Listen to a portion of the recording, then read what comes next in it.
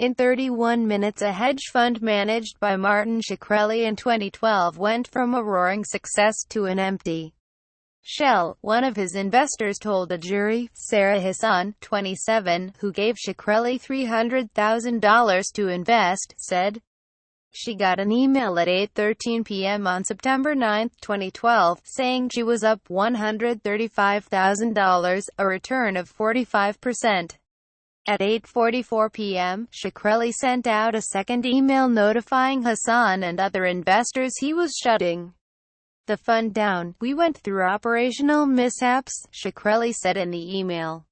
"There is no longer any cash in the funds." Shkreli, 34, is on trial in federal court accused of operating his hedge funds like a Ponzi scheme.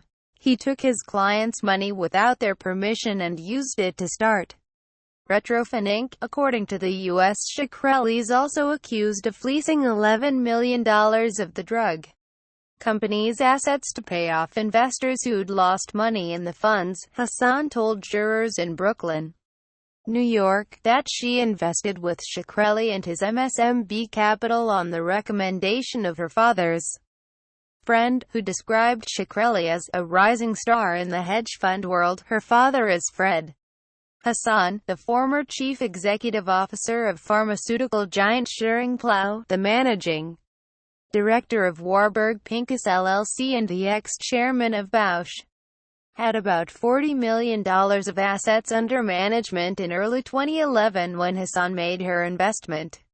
In reality, the fund had about $700 in December 2010, according to prosecutors. For months, Shkreli claimed the fund's returns were outperforming the S&P trade. When she learned the fund was closing and the money was gone, even though she ultimately made a $2.7 million profit after selling all her Retrofin holdings.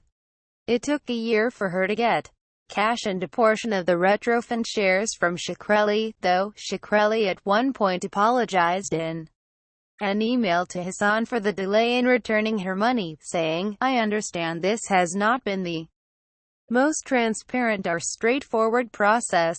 I wish I had been more transparent," Hassan insisted. "Shkreli kind of forced upon me more than 58,000 shares of Retrofin to settle. They were forced upon you," Shkreli's lawyer Benjamin Brafman asked her on cross-examination.